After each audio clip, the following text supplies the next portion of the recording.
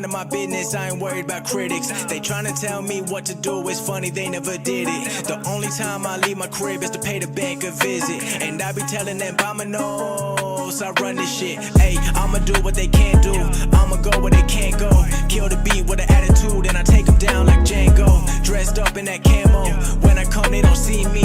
Beat the game like 2 times but I came back for a 3-peat. They talking about goats, I'm fitting the mold. I'm running the game, not selling my soul. I'm shooting my shot and then I reload. I'm never gonna break, I'm never gonna fold. I took a trip to Dubai just to go buy me some gold. I fell asleep while I'm in the sky, then I get back to work when I get home. Nobody better than me, I be delivering regularly like I'm Uber Eats. I put in the work in the studio, then I got my shorty in the bed waiting for me. Lately I'm living a life, I don't need to post it online. I used to dream of these days, only a matter of time. I've always been ready to shine, ayy. I've been minding my business, I ain't worried about critics. They tryna tell me what to do, it's funny they never did it. The only time I leave my crib is to pay the bank a visit, and I be telling them by my nose I run this shit. Ayy, I'ma do what they can't do, I'ma go where they can't go. Kill the beat with an attitude and I take them down like Django. Dressed up in that camo, when I come they don't see me. Beat the game like 2 times but I came back for a 3-peat.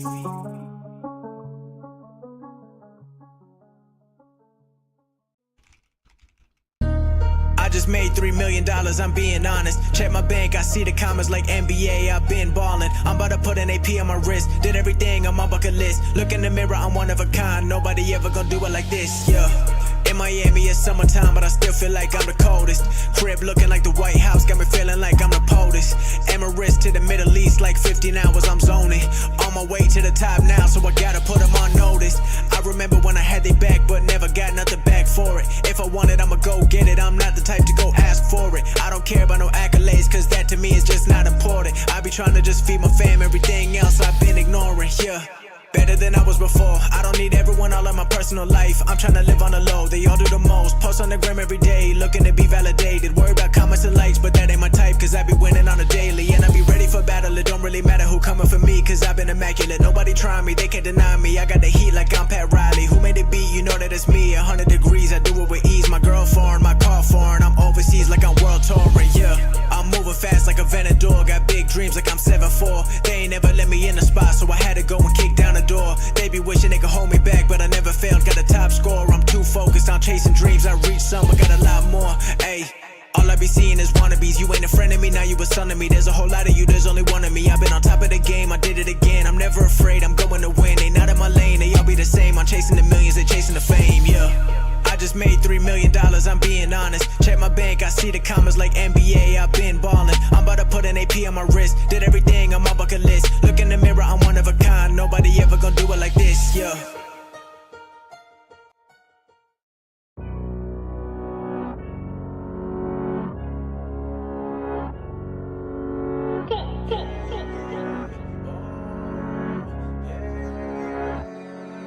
We done came here to party tonight, celebrate for the rest of our lives. All the games, we gon' leave them aside. You know man lie, woman lie, but the money multiply. We came here to party tonight, celebrate for the rest of our lives. All the games, we gon' leave them aside. You know man lie, woman lie, but the money multiply. Ay, run it up, made a lot, but that's not enough. Got the labels all calling us, talking to me, but I hang it up, cause I got my fans and I'm proud of us. Never do it for the cameras, song a week and that stamina. Keep it going, I'm an animal, I unleash when they let me loose. I've been ready since like 02, getting my bread, now how about you? 100% that's all I do, so now please don't talk about me. Sold out shows, that's all I see, yeah they said no I in team, so I gotta be MVP. Come on. We done came here to party tonight, celebrate for the rest of our lives. All the games, we gon' leave them aside. You know man lie, woman lie, but the money multiply. We came here to party tonight, celebrate for the rest of our lives. All the games, we gon' leave them aside. You know man lie, woman lie, but the money multiply. Hey, never getting too cozy,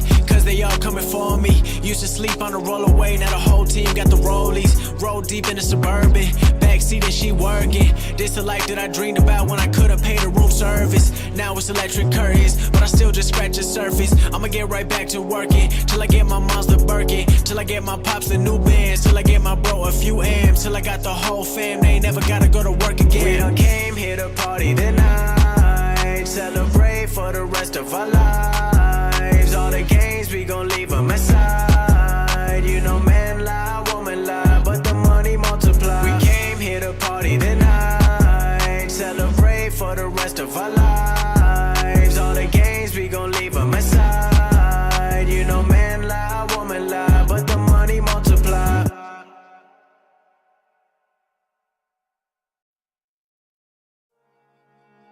Drop top, pull out the foreign, I be whipping on the fast lane, engine be roaring. I don't really want no more friends, it ain't important. They be bringing drama back then, cooking the ramen, I was bending hard. Drop top, pull out the foreign, I be whipping on the fast lane, engine be roaring. I don't really want no more friends, it ain't important. They be bringing drama back then, cooking the ramen, I was bending hard. 25 with a couple comments, they be hating, they in the comments. Used to give a fuck back then, but nowadays I be steady mobbing. Shout to Wayne, I'm in a 305, I'm living life like it's do or die. In the present, I'm gifted now, I'm 30,000 feet in the sky. I used to ask for the leg room, now I lie flat like a bedroom. All invested in my next move, like Dogecoin going to the moon. I work from home, but I never zoom. Don't got a boss tell me what to do. I used to dream with my eyes open, now I'm waking up to a better view.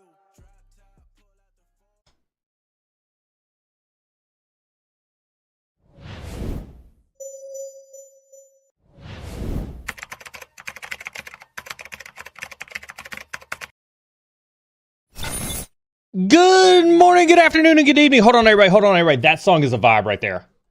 They be bringing drama back then, cooking the ramen. I was bending hard. This ain't luck and it's never. I absolutely love that song. I hate that I had to cut off the intro just for that one. Love it. Good morning, everybody. Happy Friday. Beard Sex already in my ear yelling at me over dancing on stream, but I don't care because it's Friday. What a week. What a week. I am super excited, obviously, to be here. Thanks, everybody, for being patient. I know we're a little later than usual this morning. I was traveling this week, and my physical therapist called me and said he had an opening for this morning, and asked me if he could see me this morning. And whenever the physical therapist calls you, especially the weekend before a tournament, you always say yes. So I spent some time with the physical therapist this morning. Feeling pretty good. Got the tea rocking with some caffeine. And so I was a tad bit late this morning, but I'm still here. Still here, ready to rock and roll, and super happy and excited for Friday. So everybody, welcome finally to Friday. This is our Friday morning tea with a hacker. Definitely been a week. We'll get into that here in a little bit. I got a lot of things to talk to you about as well. Let's hit some rules super fast just because it is Friday and we got some new people in chat. Welcome to all of our new folks in chat. A couple rules really quick. Please keep chat free of all racist, sexist, misogynistic, elitist, otherwise toxic behavior. We do have moderators in chat who will not hesitate to use the super awesome ban button if you are caught being toxic in chat. We have a zero tolerance toxicity policy here. Zero tolerance. Yes, Brian, give big W's to the mods who are here giving up their time to make sure chat is awesome. With that being said, mods are not here, however, to stifle chat in any way, shape, or form. Mods are here to keep, chat a great place for all of us to chat. Obviously, chat is chat. That's what we chat for. We use chat to chat, and we chat with each other. But we use that to commune with our fellow cybersecurity folks, whether you're catching us live across LinkedIn, YouTube, Twitch, or X. God, I want to put that song back on. I just want to listen to that song on repeat. I'm going to listen to that song on repeat today, promise you. They're not here, however, to stifle chat. So with that being said, this is our Friday morning AMA stream. Obviously, we had Jason yesterday from the Threat Breakdown, which we sit down and we digest some of the threats that he's seen over the last couple weeks. This is our chance across the globe to interact with everybody. We sit down, we have a good time, we bullshit. Kick our Friday off right, kick our weekend off right, talk about anything under the sun. Gives you an opportunity to sit down with me and I answer your questions directly. What kind of questions do you say that I answer? Well, it's funny you should ask that. That's a question right there that you should be asking. I will literally answer any question, cybersecurity related or otherwise. Blue team, red team, risk and governance, purple teaming, whatever. You want to talk about golf, you want to talk about my cancer journey, you want to talk about my trip to New York this week. I'll actually be talking to you about my trip to New York this week here in a little bit. You want to talk about any of that, I would love to answer those questions for you. So how does that work? That seems to be the really common theme, right? How do questions work, Neal? I don't really understand how the questions work. Well, that's awesome. Everybody who's reaching across all the platforms is typing into chat. At any point in time, the mods will grab, particular comments, questions, whatever the case is, that they find interesting, and we will grab them and we will push them up on screen just like that. And we will ask the question. We do have one rule on questions, though, just FYI. We do ask, please be super respectful and ask your question only once. One time. That's not once per platform. We had somebody do that last week where they asked the question in YouTube and they went over to Twitch and asked the question in YouTube. I promise you, the mods are watching both platforms. Or all 4 platforms. I don't know however many we're streaming across of them. Watching all the platforms, looking at the questions, grabbing the questions, and putting them in the queue for us to answer. Mods are super sensitive to the duplicative question thing, and BeardSec is pretty grumpy, and so he'll be the first one to send over the ban hammer across the internets if you ask that question more than once. So we do just ask that you please only ask the question one time. I promise you the mods see it. I got to do something to keep you lively this morning.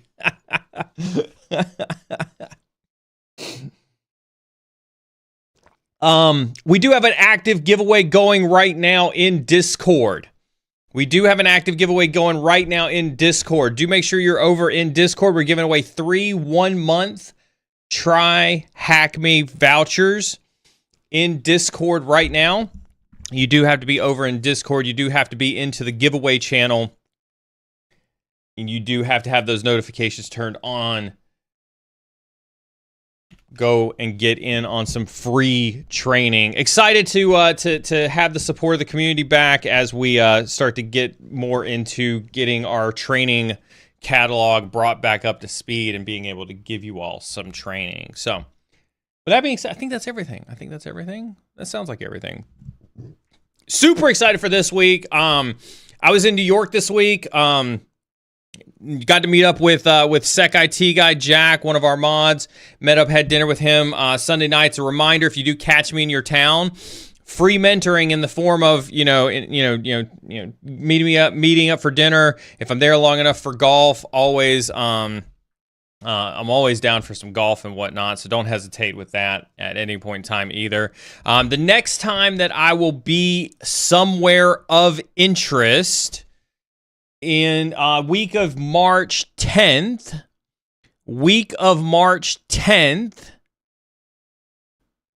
I'll be in New Orleans. So if you're in the New Orleans area the week of March 10th, hit me up, and let's do it. Other community announcements before I get into it here a little bit. Just in case you didn't see the announcement on Discord, speaking of, we have brought sub chat back. And I promised you all an announcement. Huge shout out to Maz. I don't know if Maz is awake this morning or not, but Maz is coordinating a very special guest for sub chat. He's going to be bringing in Chris Pogue. If you remember Chris Pogue, a couple weeks ago, we had him on Old Guy Wednesday talking about digital forensics and response. Maz has gone above and beyond for the community, reached out to Chris, and is getting Chris to come spend time with you in sub chat. Like, this is an opportunity for you to get private exclusive time with Chris Pogue in sub chat, to do an AMA with Chris Pogue in sub chat as well. So huge opportunity to get some very exclusive time for our members. I promised you guys that we would be bringing back a lot of the member benefits for that. And so be on the lookout for when that is going to hit the announcements. Super exclusive opportunity for you to get some one-on-one time with an amazing guest that we had there. So if you're a subscriber over on Twitch, or if you're a member over on YouTube, you can get access to that content. So make sure if you see Maz, whether it's in Twitch chat or in Discord, that you thank him for coordinating that. But you do have to be a subscriber or a member over on the channels to participate. Last but not least, next week is a 2-stream week. We'll have Sec Data Ops on Thursday. I'm excited to be joined by my good friend, fellow CISO Troy Wilkinson. Troy's had an amazing career being a CISO for a lot of large organizations. You guys seem to really enjoy it. When I had Rudy Ristich on the other week talking about CISO related stuff, so Troy and I are going to be sitting down talking about what it's like to build a security org from scratch. What it's like to build a security org from scratch. And so we're going to be sitting down, spending a bunch of time next week. I say a bunch of time, it's only an hour-long show. We're going to spend an hour talking about what it's like to build a security org from scratch. What are some things that go into consideration for that? And how does one go about building a security org there? So you do want to turn into Sec Data Ops next Thursday as I chat with Troy Wilkinson as well. And then, of course, Tea with a Hacker next Friday. And I'm sure that I'll be giving something away. I just haven't figured out what it is yet. All right. That was a lot. I think that was a lot to cover.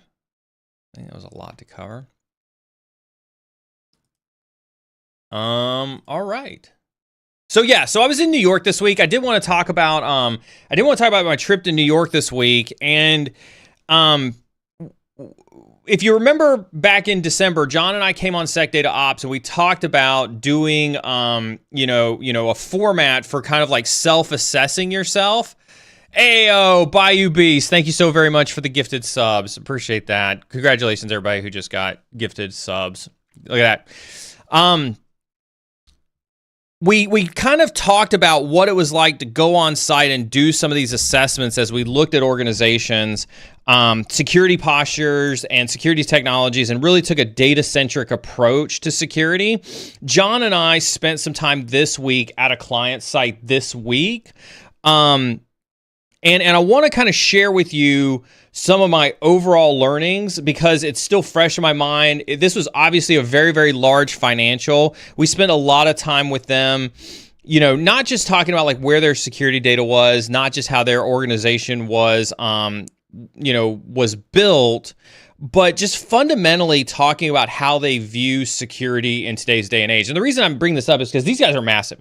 I can't tell you who it is, obviously, for confidentiality reasons, but I can tell you that if I told you the name of this financial company, you would know immediately who they were and how big they were.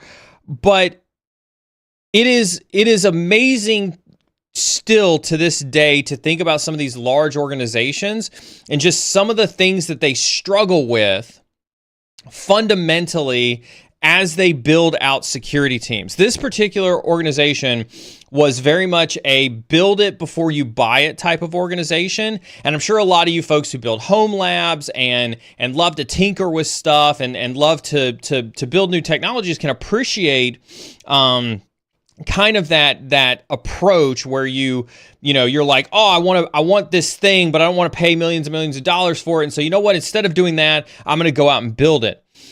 And it's always an easy thing to see enterprises do to start building their own capabilities. And I'm not here to poo-poo all over building your own capabilities. But what I am here to remind you is that there is a cost.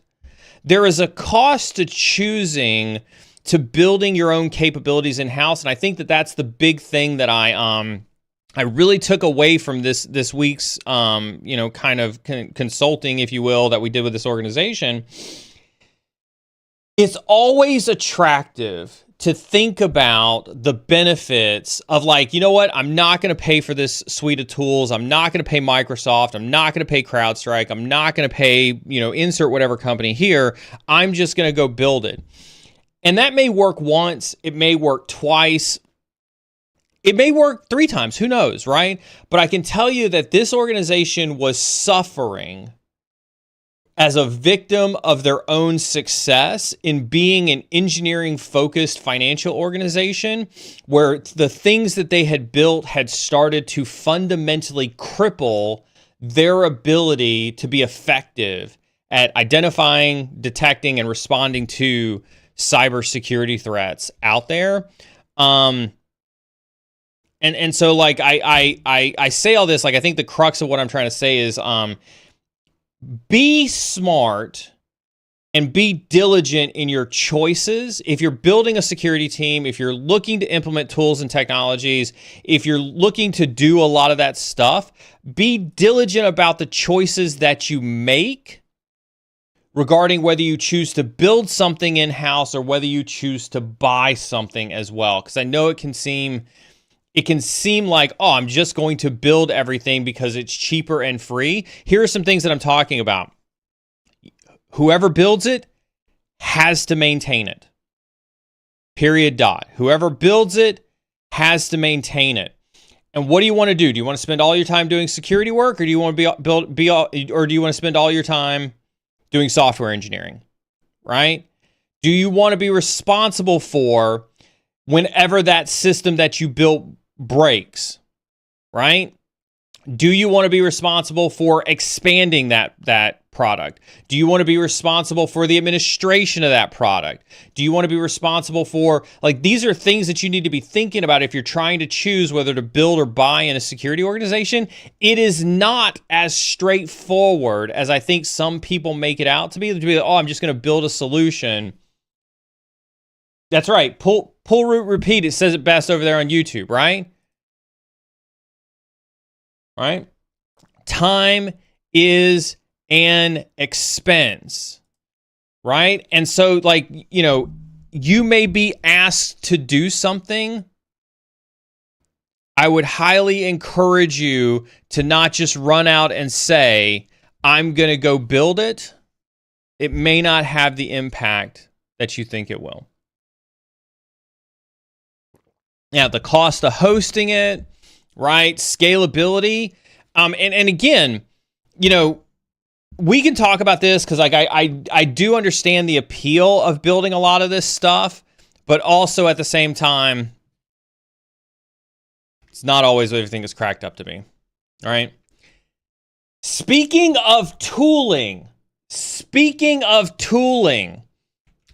did anybody see Portswigger's?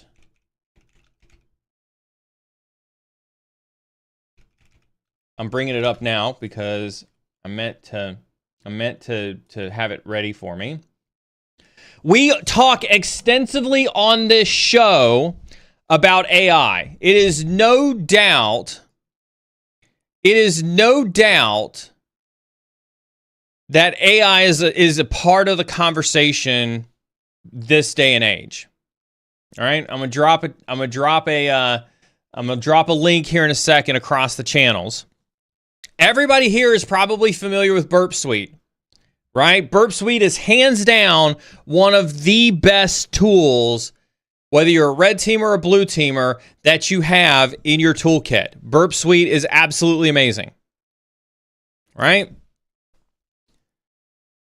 Burp Suite announced last week, 2 weeks ago, the future of security testing, harnessing AI-powered extensibility in Burp. And dropped it in all the chats for everybody to have access to the article, just in case you didn't see it. I meant to bring this up because as we talk about AI,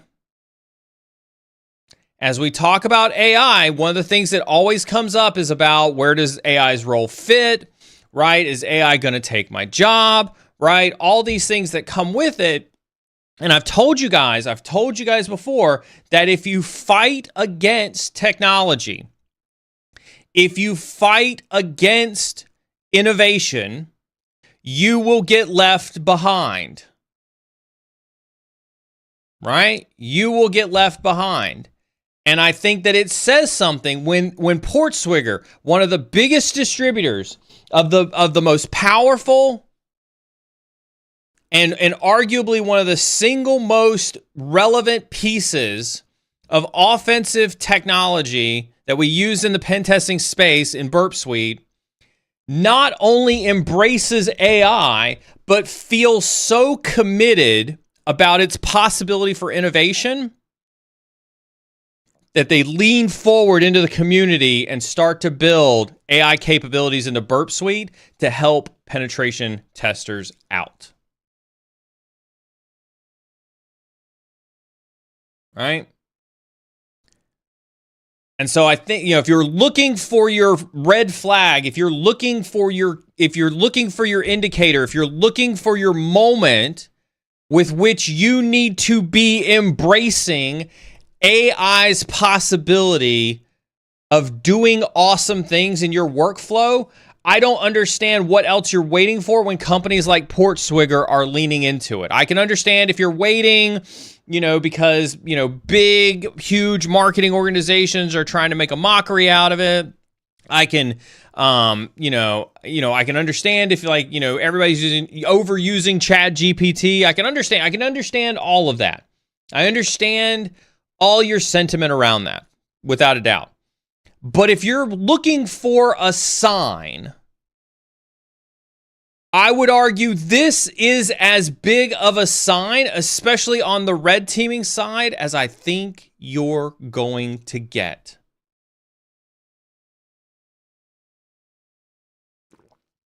Right? I'm bought in. It is here to stay. It is here to stay. Right? And it does. AI has so many powers. Right? It has so many powers. Now, we can be cynical, but I think we can be cynical about technology all day long. Don't get me wrong. I'll be the first to be super cynical about technology. The client that I was at this week, asked me for my thoughts on Proofpoint, and I made no hesitation about going on a diatribe on my, what the good, the bad, the uglies were for Proofpoint, in my experience, right?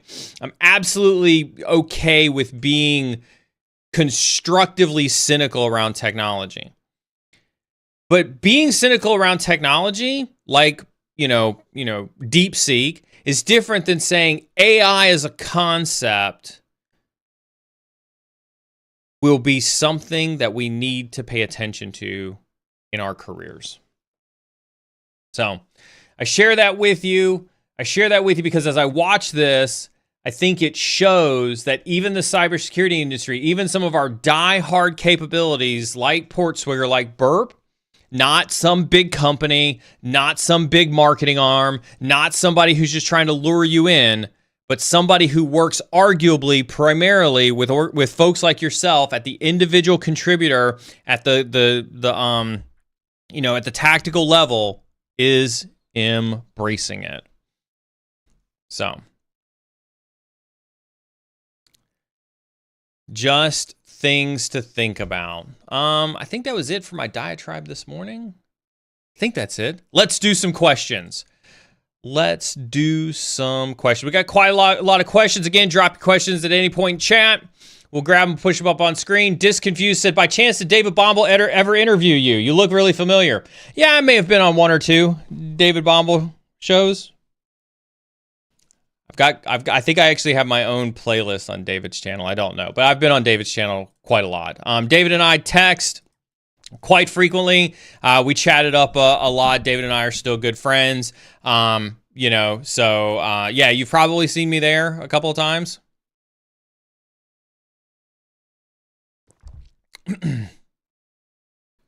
Probably seen me there a couple times.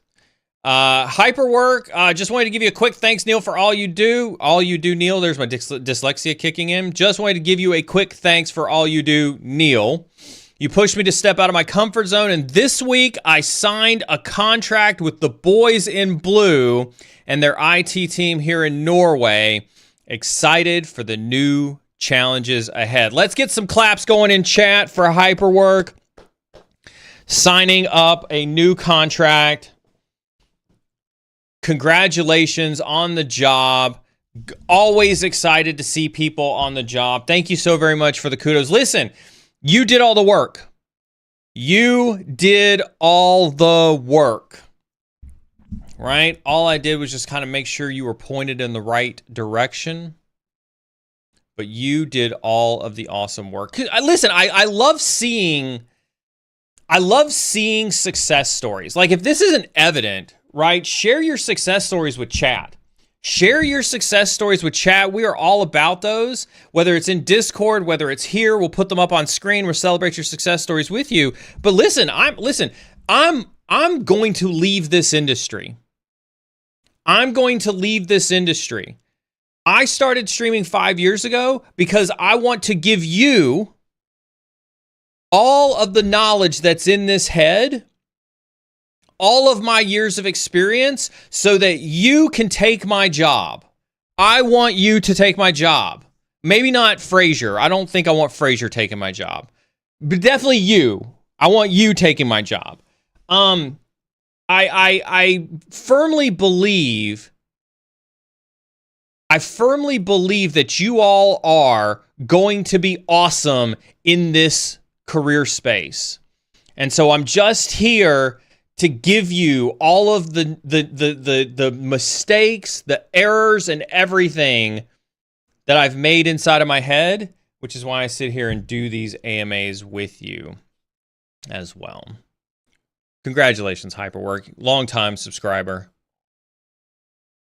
Glad to see you succeeding. Pratish over on YouTube says, CEH is good certification to enter cybersecurity. Please let me know CEH practical. No, I have a hate-hate relationship with CEH. Right? I have a hate-hate relationship with CEH. Not only do I hate it, but I hate how much I hate it. I wouldn't use a piece of paper that CEH was printed on to write a ransom note on. Like, there isn't a dollar figure low enough that I would give for a piece of paper that had a CEH logo on it. This is probably the most vehement that you'll ever hear me bash a company on this stream. Folks, longtime listeners know I keep vendor agnostic for the most part. But if there is one company that I will absolutely risk a cease and desist for, it is CEH. F that company. EC Council and all their certs. All their certs from EC Council. CEH, CISO, I don't care. I don't care. That entire company, worst company in the world. So they have reached out to me 4 times in the last 5 years of streaming to try to do partnerships with me. And I've told them the same thing every single time that they reach out to me. Unless you're willing to have your CEO come on here and get grilled by me about the absolute travesty that you have committed against the cybersecurity industry, and you're able to do it without your PR team limiting what it is that he says or responds to, I want nothing to do with you. Zero to do with you. I see a lot of gifted subs going out. Remember, if you're getting gifted subs, you can hang out tonight in sub chat. I'm sure Maz will be there organizing, and don't forget that you'll need access to that for the Chris Pogue AMA as well. CEH? A great question, Winter Joel. Just I wasn't going to go there. But since you asked the question, I'd be happy to step further on my soapbox of EC Council hate. EC Council, for those who don't know, EC stands for e-commerce. It's a very old name dating back to the early days of the internet. E-Commerce Council was a company that set out to try to create some of the first online marketplaces on the internet. And they got really good at marketing, which is how they were able to snag and patent, or trademarks, not patent, trademark, the certified ethical hacker in the early days. And then they doubled down and managed to convince the military that it should be part of their DoD 8570. What is DoD 8570? Go out there and Google it. That's not me telling you to just Google it. I'm going to tell you, but just so that you also know that you can Google this as well. But DoD 8570 is the military, is the DoD's doctrine that says if you're going to be an information security practitioner, whether it's an ISSO, whether it's offensive security, whether it's defensive security, you must at a minimum have this level of training. It was their way to try to standardize training across the military. And because EC Council had the only offensive security certification cert at the time, and believe it or not, we were doing offensive security long before there was an offensive security cert, they felt that they needed to include CEH as part of that standard, even though it was horrible. And this is, and CEH gets a great rep by the HR folks because it looks awesome on a resume. Certified ethical hacker. It doesn't get any more straightforward than that from a branding perspective. But if you've ever taken a CEH class, it is the most horrid material in the entire world. It barely teaches you anything relevant in the grand scheme of offensive security. Like, I'm a big believer in understanding the history of offensive security. They teach history like it's happening today. They teach history like it's happening today. And they pass it off as if it is the latest and greatest training in the world. My hate for EC Council, like, it would turn me to the dark side, the amount of hate that I have for EC Council. It is the worst.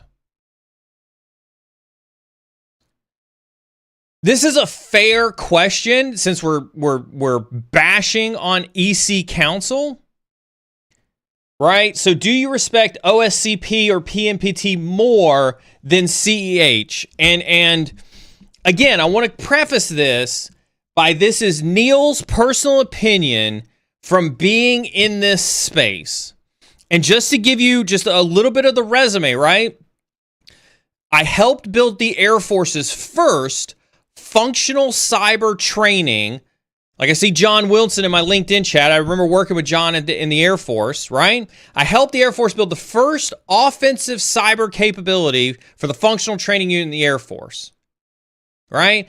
I worked with SANS closely to develop the .mil content that we use to build the curriculum at the 39th, Squadron. I was a SANS instructor for 5 years, and I was chief content officer at INE. So teaching and content has been a large part of my career dating back to my time in the military. And so the opinions I'm giving you is based on that perspective of watching the industry do what the industry has done since early 2010. So keep that in mind as I give you my opinion. Today, I don't respect a single cert. Period. End of discussion. The entire market, the entire certification market is hot fucking garbage. Clip that, put it out there. I said it. I don't care. That is my opinion. Hot fucking garbage. All right? I think the entire certification industry is full of grifters. It's full of people, flaunting their Like, listen, you ever go to TikTok and you see these gurus who are like, oh, buy my course and I'll teach you trading strategies. And you'll be a $10 million, day trader by buying my course, right? And there's a great saying that says the people who are making $10 million a day trading aren't selling you courses for $1,000. You know why? Because they're too busy making $10 million a day, and they're definitely not going to share their secret with you. Right? They're too busy making that money, and they're not interested in sharing it with you. I don't care what their marketing teams tell them to tell you so that you can be successful in paying for their Lambos or paying for their private jets or paying for their e-commerce status. Right? The entire cert industry is hot fucking garbage.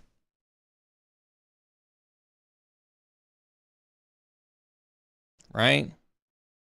It is all people trying to separate you from your money. There is nothing. Listen, the same things that people are teaching today is the same things that they've been teaching for damn near 20 years. Not because there's a lack of innovation, but because the same fucking techniques work on every fucking network. Right? AD is still a problem. Web vulnerabilities are still a problem. Phishing is still a problem. Compromised passwords is still a problem.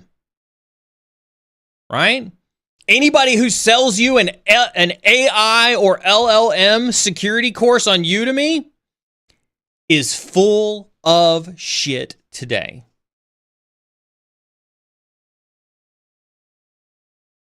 Right?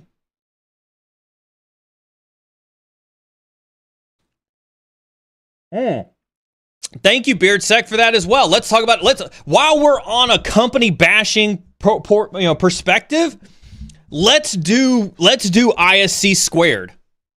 Right? Let's do ISC squared. You all know that you pay a subscription fee to maintain your ISC squared certification. It's not like, I'm calling it exactly what it is. It is a subscription fee. They have tricked you. They have fooled you into thinking that you have to pay to recertify because somehow the knowledge goes away if you don't pay. Right? Isn't that what they're saying? If I don't renew my cert, my knowledge goes away. Hold on for a second. I've got a GCIH sitting over there in the corner that I think expired in 2023. Does that mean that all that immediately left my brain? Right? I'm not qualified to sit up here and talk to y'all, folks. You know what? We're going to shut the stream down. We're going to shut the stream down. I'm going to delete all the channels. We're deleting all the social media. Because my certs are expired, I'm not qualified to talk to you folks. It's been a fun trip. I'll see you when I get some real creds. Imagine how stupid that sounds when you say it out loud. Right?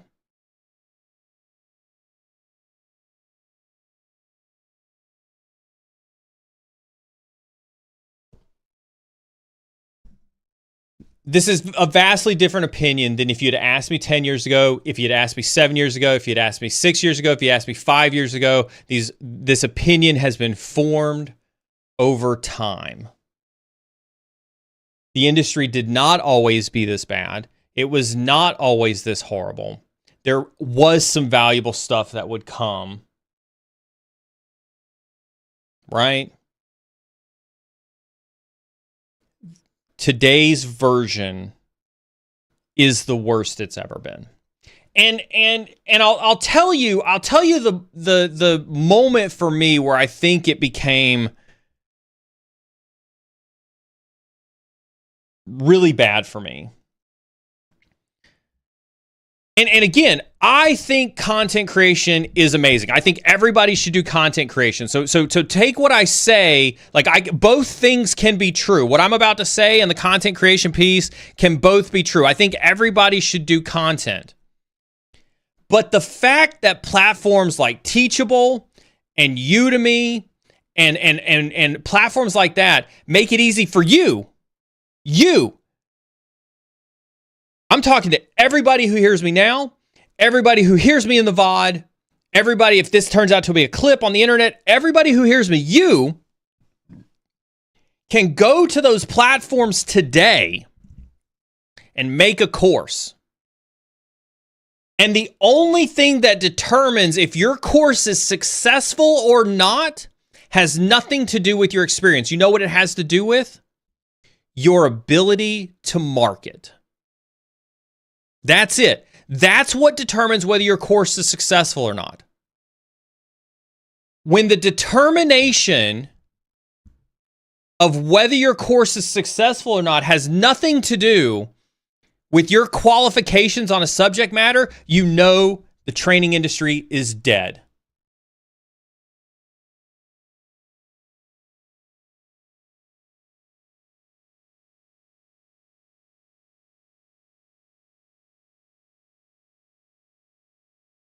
There, I said it.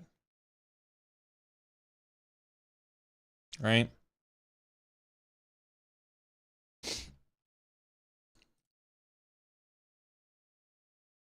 And this is fair. This is fair. And again, I want to make a differentiation, right?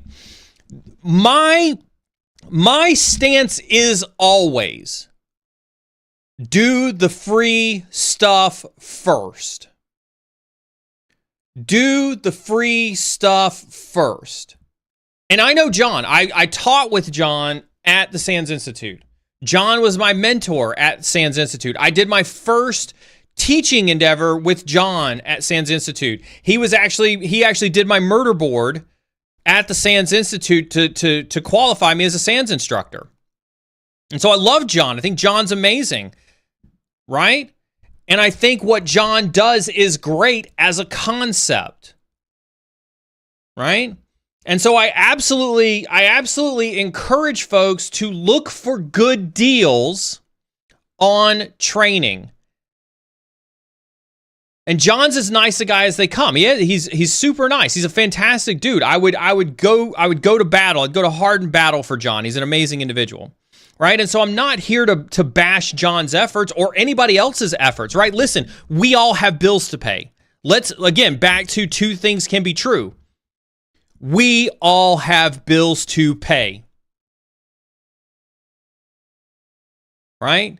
And so some people have decided that they want to sell courses to pay their bills. What I'm saying to you is to walk into that conversation. Walk into that conversation with a person that you're going to give your money to and ask yourself if you're willing to part with money for their perceived value in their training. You all are here participating in this chat. I hope that you are finding value for your time in return for what I am giving you. That's very much what I take from everybody being here, is that there is value for the time that you spend with me for me to be giving you the information that I have. That's what I want you to do as you go into these conversations, whether it's PMPT or OSCP or anti-siphon or Jerry's course. Like, I say this knowing Jerry's a good friend of mine and he teaches a course, right? Like, I say this having tons of friends who do courses. Two can be true. I think people who do training courses are grifter. You know what? Listen, our cyber secrets, and Dave will attest to this. Dave and I have talked about this. David Bombal asked me if I'd be willing to do a course on Udemy. I wasn't really interested in that. Right? I turned down doing a course on Udemy. I could do a course on Udemy if I really, really wanted to. There's a lot of things that I've got in my mind that I wouldn't mind teaching a course for, but I just don't feel ethical in the current marketplace doing that. Right? But at the same time, if you're going to go into a negotiation, right, that's going to result in the separation of your money for something, make sure that you're getting the quality of that exchange in that transaction, if that makes sense. Right?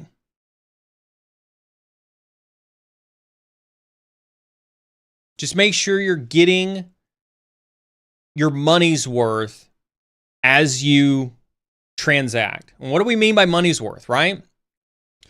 Any certification that promises you that you will get a job, anything that, if you pay for anything, let me take the step back for a second. If somebody offers you something with a guarantee of a job, that should be red flag number one that it's a scam.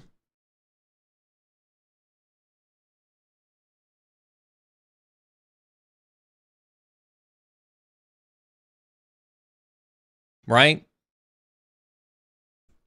Whether it's training, coaching, resume reviews, boot camps, college degrees, if there is anything with a giant red banner that says we guarantee that you'll get a job, that should be red flag number one that it's a scam.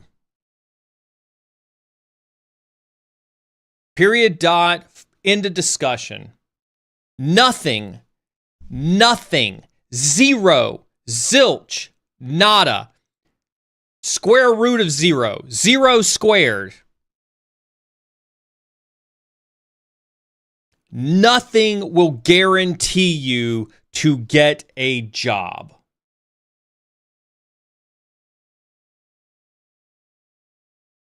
So first and foremost, don't spend money on lies and scams. Like, that really aggravates me. And it's a natural course of action. It is a natural course of action. Anytime you create, like, technology is great. Technology is great, but technology enables the grifters. Right? Technology has enabled the grifters. Why? Because everybody can do it. Right? Everybody can do it. Like I said, you guys can go out there today. You guys can go out there today on a teachable platform and spin up a course.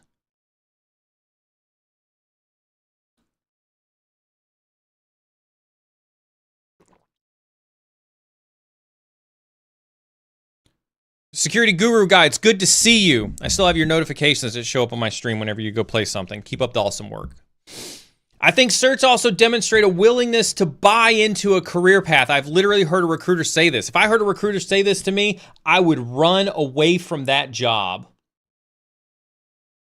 If I have to buy into a career path, I don't necessarily know that I want to work in that industry. Like, that feels like, hold on, I've got to buy into making a living.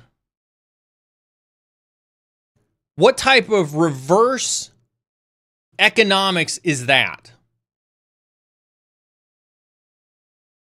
Hi, sir, would you please tell me why you want this job? Because I got bills to pay, bitches. That's why. Like, said no one ever. Oh, I enjoy the prospect of working for the next 40 years for as little as you're willing to pay me, only for me to live 11 years before I die at retirement? Like, come on.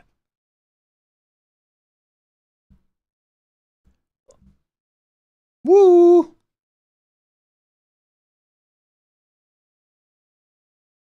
You guys got me worked up this morning. Like, this is... Oh, I'm going to have an aneurysm on stream.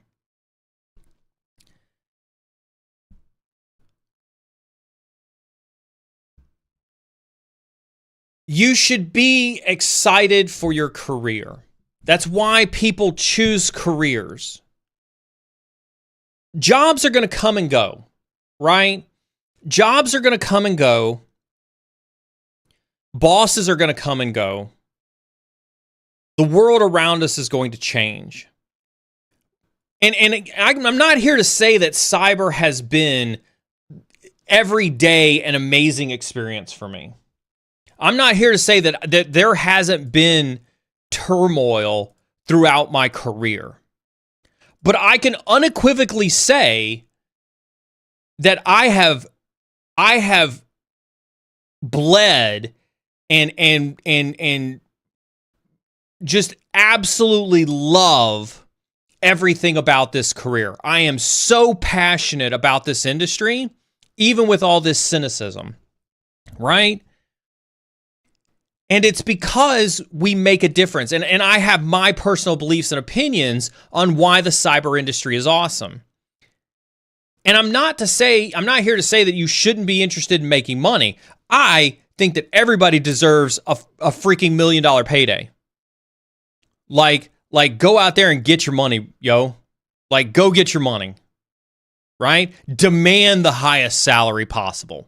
Demand the highest salary possible for the least amount of hours worked. Demand it, right? Go out there and hustle and grind to get everything that you're owed as a person, right? I firmly believe in that. But you should be passionate and happy about the work that it is that you're doing. And if you're not, that's when I would look introspectively and try to assess whether you've made the right choices or not.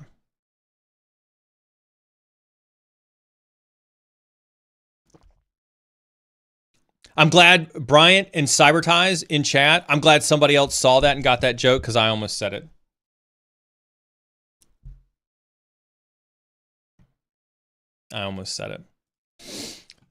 There's obviously a lot to unpack on that question. I absolutely love that question, but as you can tell, it's quite soapboxy for me. So keep them coming. Ned Frazier says, question: with being a CISO, how do you look at AI and the push from the board CEO about bringing in AI?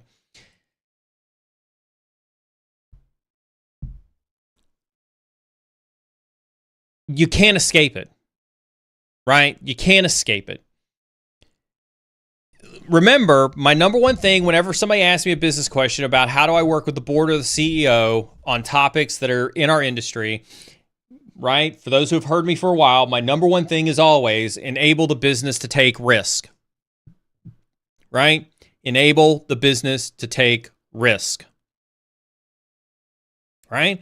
And so if the board, the CEO want business-wise to move into AI, it is your job to communicate and strategize on the effective way to enable the business to take that risk.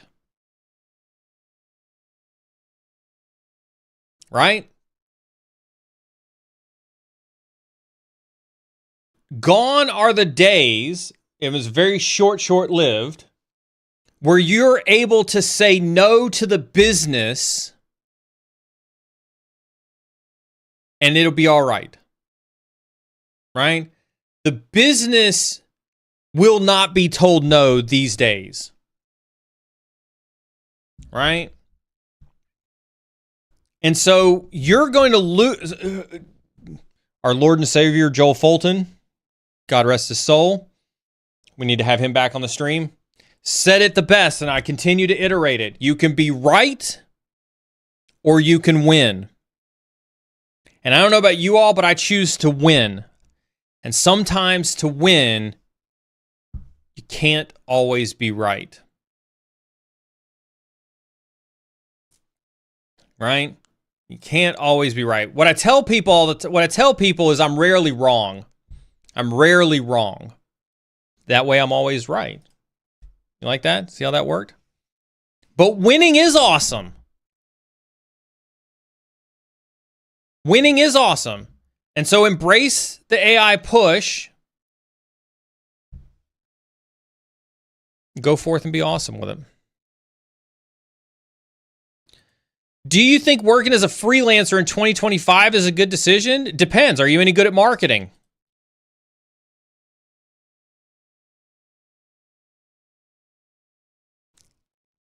That's on it. Like that's the only question you should be asking if you're thinking about freelancing. Like this is surprisingly, this is not an uncommon question that shows up in my messages about being a freelancer.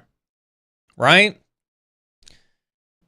I have had people say, Neal, I can't get into cybersecurity. Should I start my own company? And I'm like, if you can't get into the industry, what exactly are you going to sell in your own company? Think about that for a second. Well, Neal, I'm going to sell my pen testing services so I can get experience. Okay, cool. Who here has zero experience in cyber and wants to start a pen testing company and wants to come on this stream and try to pitch me that I should hire you to pen test my company? Who wants to do that? Who wants that challenge? Let me know in chat. Think about that for a second. You have zero experience, and you're going to come to a person like me and convince me that I let you with no experience pen test my company. Seriously, if you're hearing me in chat and this sounds like you, please drop your rationale as to why I would allow you to do this into chat, if you truly believe this.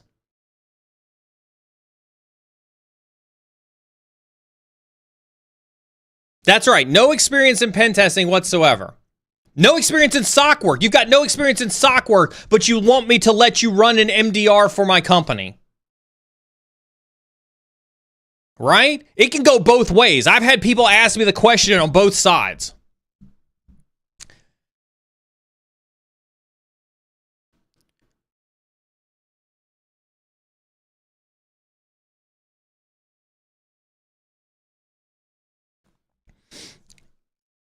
Be realistic with your expectations, right? Be realistic with your expectations in this world. Do I think working as a freelancer in 2025 is a good decision? It's never not a good decision to be a freelancer. There is more money in cyber than I think many of you realize. There is so much money in cyber. I think I've told this story before. I was on a plane with Dave Shackelford. We were coming back from a SANS co-teaching event together. We were sitting on a plane next to each other. And this was while I was still in the military. This is while I was still in the military. And so I was asking him about, because this was what I wanted to do when I got out in 2013 was I wanted to start my own business. So that's why I can say this, because I wanted to start my own business in 2013 when I got out. And so I was asking him about starting a business. I asked him how bad the competition was for that. And he was like, there's not a lot of competition. He's like, as a matter of fact, like, and he rattled off SANS instructors like Bryce Galbraith, who I'm friends with, right? John Strand, right? All these other folks who are in the industry as well. He's like, I get more work than I know what to do with, and I will oftentimes call these guys up and try to give them work because there's so much work to be had. Right? So it's one of the few industries right? That was one of the few industries, this is one of the few industries where there is a ton of work to be had in our industry for everybody to participate in. So I don't worry fundamentally about competition in our industry. Even to this day, I have tried to give work to folks. Right? People come to me all the time with like, Neal, can you do this thing? And I'm like, no, I'm really busy with query. Startup life's kind of intense. There's a lot I got going on. I can't do this, but I know somebody and I'll reach out to somebody else and I'll pass them off, right? There's more work in this industry than you can realize. And so there's opportunity as a freelancer to acquire work. So make no mistake about it, there is work to be had as a freelancer. But if you have zero freaking experience, your only path to success is your ability to convince somebody to take a chance on you. And let me ask you something. Are you willing to sacrifice putting a roof over your head and food in your mouth to spend your entire time convincing somebody to take a chance on you? Think about that for a second.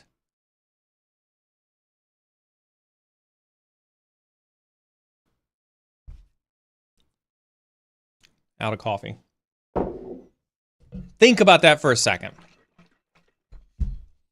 Serious though, if anybody wants to come on stream and you gotta have demonstrable, proven, zero experience, and you can absolutely try to sell me to have you pen test my company.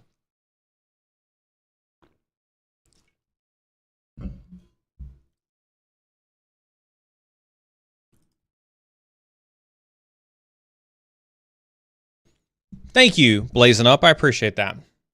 That's why I'm here, to give you everything that's in my head. Take it. Take it all. Get all the questions answered. Finally, I'm catching a stream from the famous Neal. I'm not famous. I'm just passionate, right? I'm not famous. I'm just passionate. That's what you're seeing here a lot, right? You're just seeing passion. Like, I just want you guys to do awesome stuff, right? I don't do this for money. As a matter of fact, any money that we earn here on the stream, period, will always go back into the community in the form of giveaways of training so that you guys can get free training. That's my promise to you. It's in writing. You can see it in the announcement section. My commitment to you is that we take zero profits here on this stream. We put it all right back into you.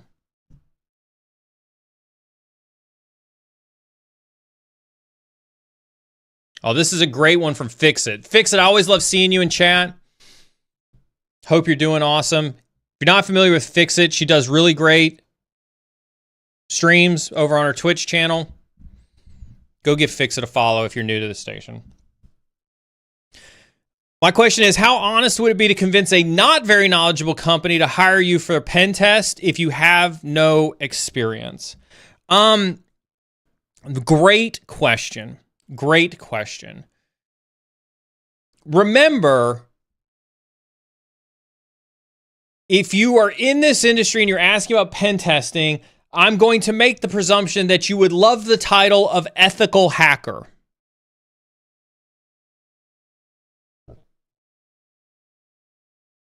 Ethical hacker. What's the first part of that job description? Ethics, right? Ethics transcends everything that we do, right? From doing the actual hacking to having ethical business practices.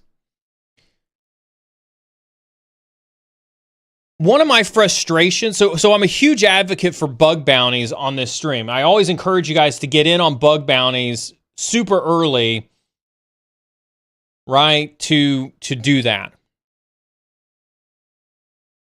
Right? But one of the things that I can't stand are the unethical bug bounty folks in my DMs. Right? I get a lot of unethical folks in there. I've had two. It's been a rash here recently. I've had two people who have emailed me in the last 60 days and said, "Hey, Neal, we think we found vulnerabilities in Query's infrastructure. How do we report those vulnerabilities to you, and is there a bounty for them?" I'm very transparent. I say, we absolutely have a bug bounty program. We have a responsible disclosure policy. If you believe you found something, submit an email here, and we'll be more than happy to take a look at it, validate it. And if it warrants, we'll address appropriately as a bounty. And I've never heard from him ever again. Right? Clearly, people who are just looking to exploit, whether you're smart enough to buy into their fear-mongering because you're a small company. That's like, it is so obvious that that's what it is. I've had them email my sales guys with like this panicked note. And then, you know what? The sales guys send it to me. As CISO, I respond. Never hear from them ever again. These are real stories as a CISO.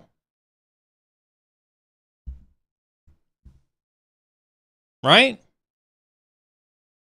That's how I can tell that they are unethical in their pursuit of bug bounties. Because they're not actually interested in responsible disclosure. They're not actually interested in working with a company, which is what the true original nature of bug bounties were, was to come together as a community to prevent hackers. What they're trying to do, make no mistake about it, what they're trying to do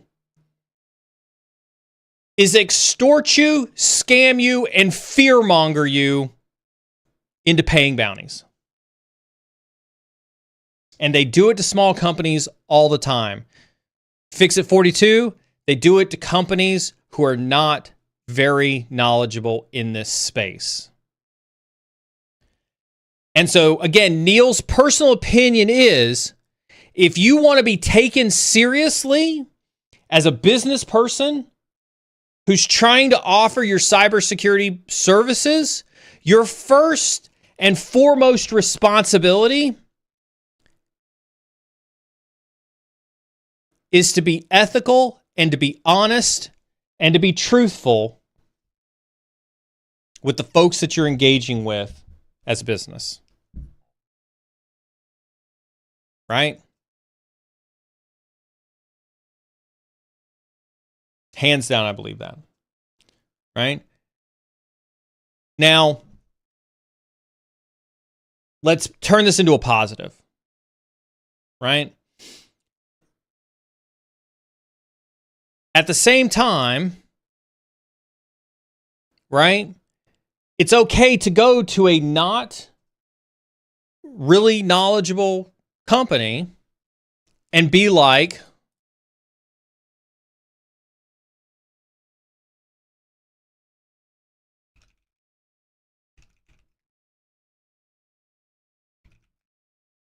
"Hey, listen,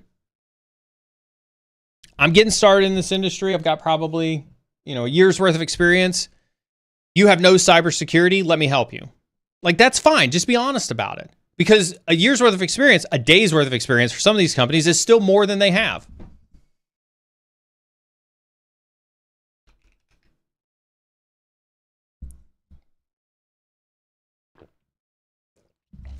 Right? I think you should absolutely be honest with them.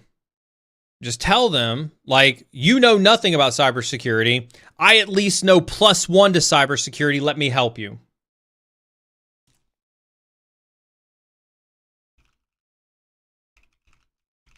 I invoked Salesman on stream, and now he's showing up on Slack.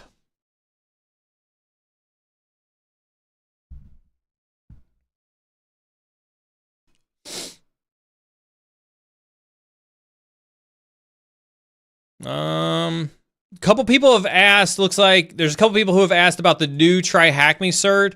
Not sure if anyone's asked, but what's your opinion on the Try Hack Me SAL 1 cert? for someone who's working in IT for 10 years and looking to get some practical experience in SOC environment. Obviously, my status on cert stuff, doesn't change. I haven't looked specifically at that SAL 1. I like Ben. Ben's been on the show before. I fundamentally am supportive of the Try Hack Me stuff. Hence the reason that's one of the big giveaways that we give away. By the way, reminder, hop on over to Discord. Make sure you're in the giveaways channel. We've got 3 Try Hack Me vouchers up for grabs in Discord right now in the giveaway channel. Make sure you head on over there and grab those. I fundamentally am supportive, but here's the reason why. I want you to understand something. The reason why I'm supportive of Try Hack Me is because it does get you hands-on experience. I am always a huge advocate of getting hands-on experience.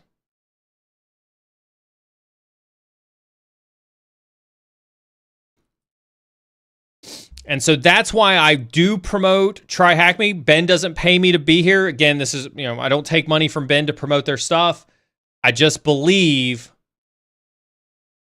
very much in the hands-on experience, and I do support that. And so I haven't specifically looked at that one. Maybe that's one of those things I can do live on stream.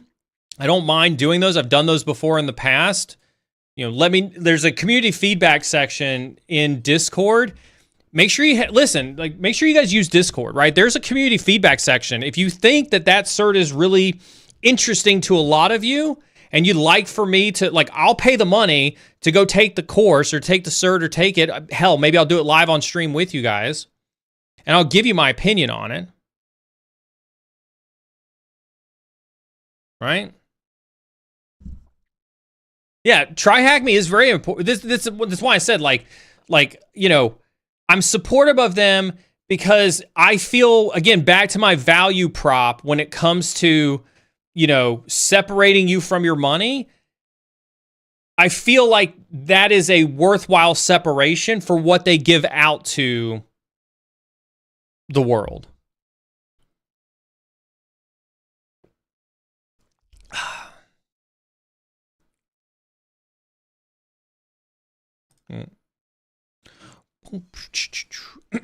Canby over on YouTube says, do you think it's better to do content and contribute to the community in order to show what skills you are? For example, I made a Linux distribution for malware analysis and reverse engineering. I think anytime you can produce content and share it with the world, that increases your social currency, and that does nothing but help you get further work, further recognition, things like that. I'll never say no, right, to making content. Cybersec Mom coming in hot with the 20 gifted subs. Good to see you.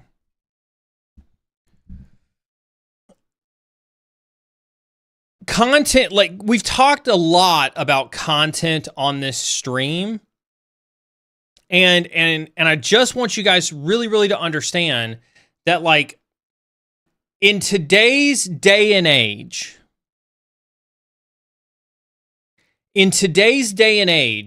and you may not like it. Listen, trust me, I get it. You might not like it. But social media is the new currency, especially in the job market space.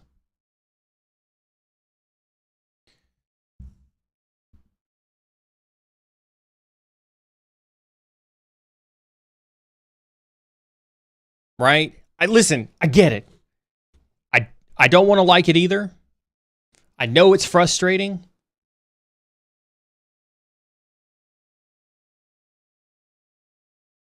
But I promise you, it will go miles in helping you in your career, at least in this day and age, at least with the way that social media is today, it will go miles in helping you today.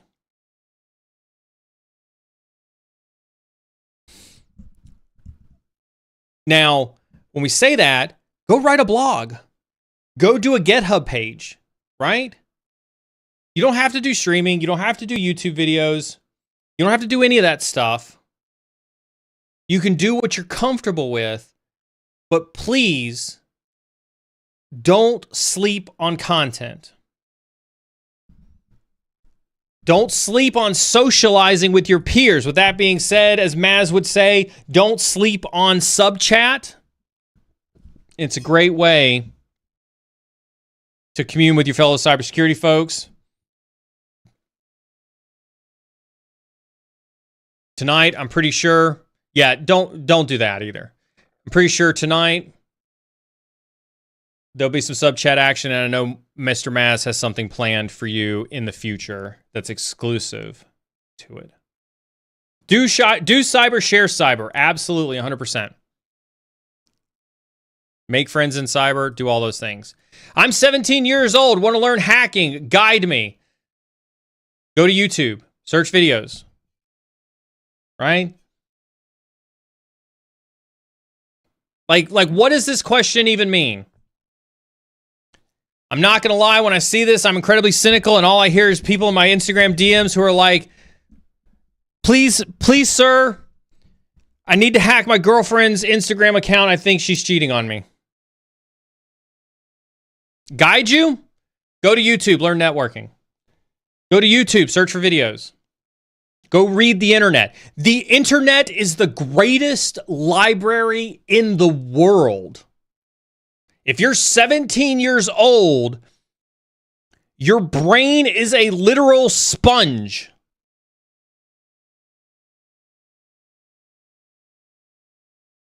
If you are not sucking down every piece of free content on the internet, you're doing it wrong.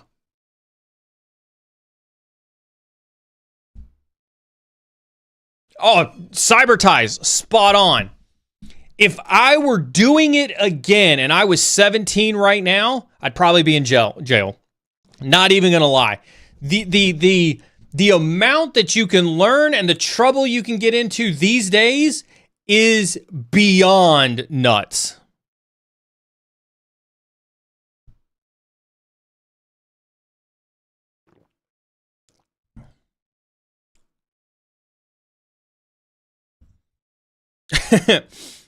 Bayou Beast.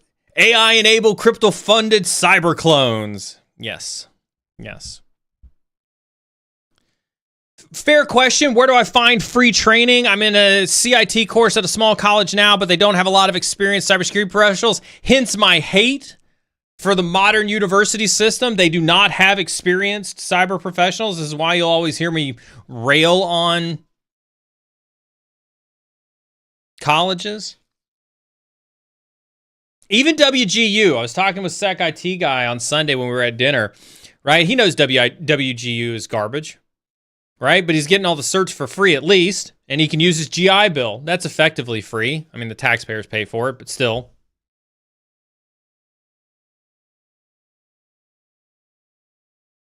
Right?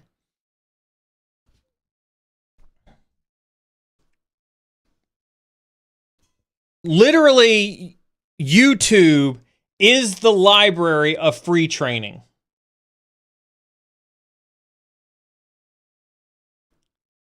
Right? The biggest library of free training is YouTube. Period, dot, hands down,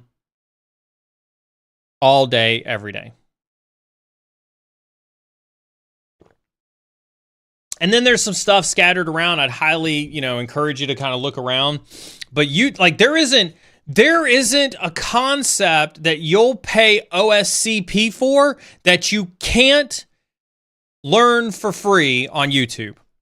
There is nothing proprietary that OSCP teaches you that you can't learn for free on YouTube. Get on Twitter. That's right. Cali Beefcake showing up in chat. Good to see you, Cali Beefcake. Twitter is amazing. Put aside whatever you think you believe about Elon Musk or partisanship or politics or whatever the case it is with Twitter. There is so much excellent learning on Twitter. Crypto mathematicians, spot on. Take the syllabus and search the content of that syllabus on YouTube. Like, that's pro move right there. That's pro move. There isn't a single thing that you need to pay anybody for in this digital age.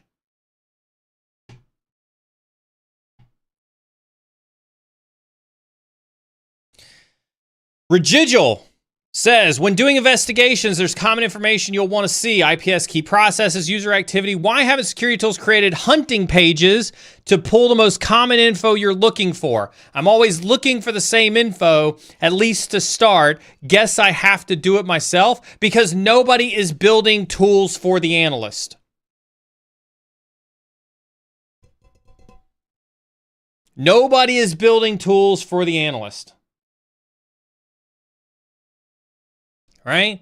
Everybody thinks their way is doing it. Everybody thinks their way is special. Everybody thinks their way is so unique. Everybody thinks their way is the best way for you to consume the data. Nobody is building tools for the analyst to solve investigative problems for the analyst. One of my biggest gripes about this industry is that.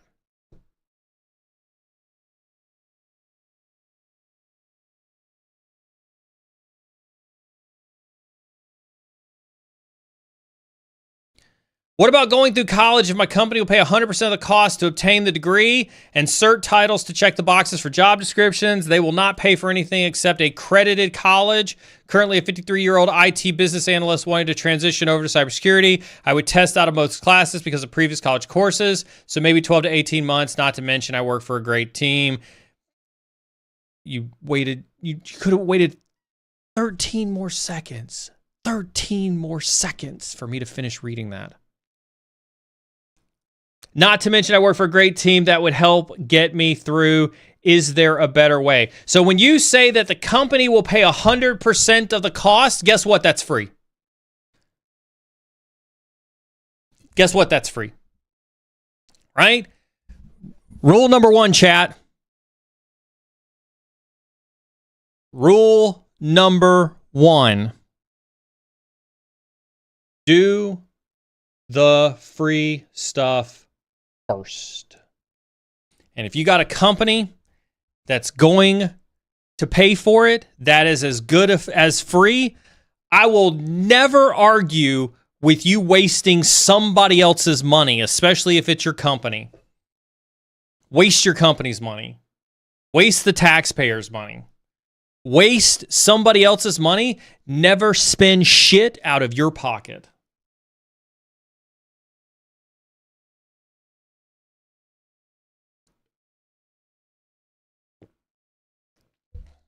All right.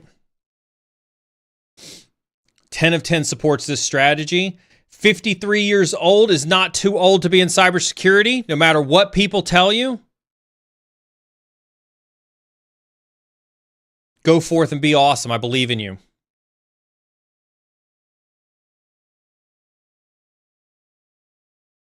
Cybertie says, throughout your career, have you had times where you tried to build a cybersecurity company with friends, and it didn't turn out the way you expected? Yes. When I started, so I have a business. I've had a business since 2015, 2016, somewhere around in there. When I first got started, so the way the business came about was in 2016. I was working an incident at Abbott, and I've told this story live on stream, and it's been so long ago, like it's been 10 years ago, so I'm not even worried about it. Right? Somebody had socially engineered the help desk with the ultimate goal of getting to the CFO's retirement fund, to steal the retirement fund. Right? They were successful all the way until they got up to the retirement fund.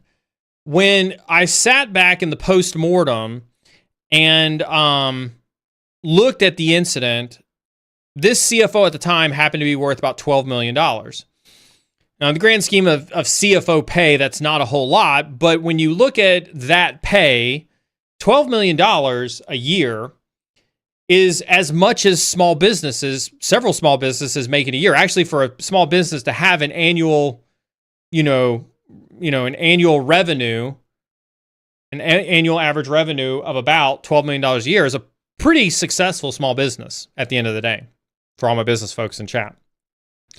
And so what I wanted to do was I wanted to start a business where I worked with high net worth individuals to basically build a sock in a box with open source tools where I could provide basically managed detection and response for high net worth individuals.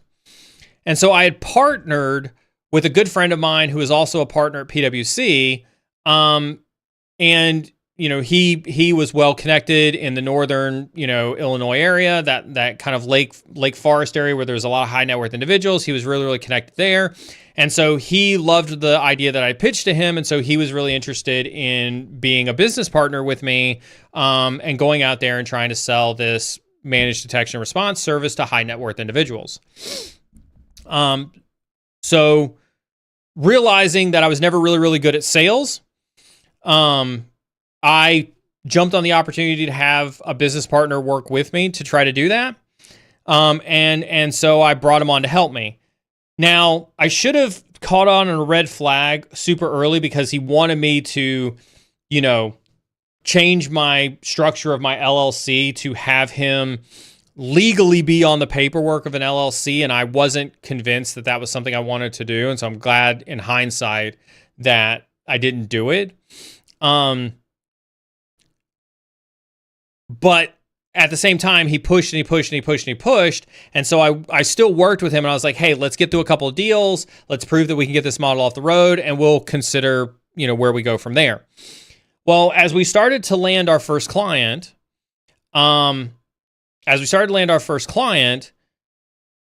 he started to push me to doing things that weren't cyber related. He had brought on a client. It was a health spa company. It was a small health spa company. They were, 6 people large, right? Something like that. And they had an IT company that was servicing them. And he was like, hey, listen, Neal, we can kick their IT company out. You can do the work of the IT company. And, I think it'd be really good for us. You can do cyber and IT together. And I was like, I'm not going to say his name because I don't want to, rat him out. I was like, I don't really think that that's what I want to do. I'm not interested in doing IT. I only want to do cyber work. I'm not interested in resetting passwords and troubleshooting computers and doing stuff like that. And he's like, it'll be fine. They never have any issues. It'll be an easy contract, blah, blah, blah, blah, blah. And I was like, okay, well, if it's got cyber tied to it, we can at least put cyber in the statement of work. And, we'll narrow down the scope of the IT work. And hey, it was business and we were getting paid and it was revenue. Yeah, exactly. That should have been like second red flag right there. I was like, but it's revenue. Fine, I'll do it. And so I wrote up the statement of work. We got the statement of work signed. We brought them on as a client. And I shit you not, the first week we were there, they had asked me to help them with a migration. I wasn't really happy about the migration, but I did it. It was pretty easy to do. Got them off of Google Workspaces, put them on Office 365 in the cloud, helped them uplift their computers in their office. The very next week, they called me because they had a printer issue. And if anybody's ever worked help desk, printer issues are literally the last thing in the world you want to get fucking called about. It is absolutely the worst. And so they called me about a printer issue. And I said, I will not be coming down to help you with a printer issue. And I got off the phone with them. And luckily I had a really good lawyer who helped me write in a whole bunch of, clauses that allowed me to get out of the contract. And I called them up and sent them an official removal of myself from the contract, got out of the contract, fired him as a business partner. And I have not spoken to him since. So yes, I've tried to build a cybersecurity company with friends, and it did not turn out as I expected. I'll tell you this. And if nobody's met Carmen, and I know she hasn't been around stream for a while, you know, if anybody gets a chance to catch her when she's on, catch her in Discord, whatever the case is, she's very, very protective of me. She's very protective of me. I love her to death for it.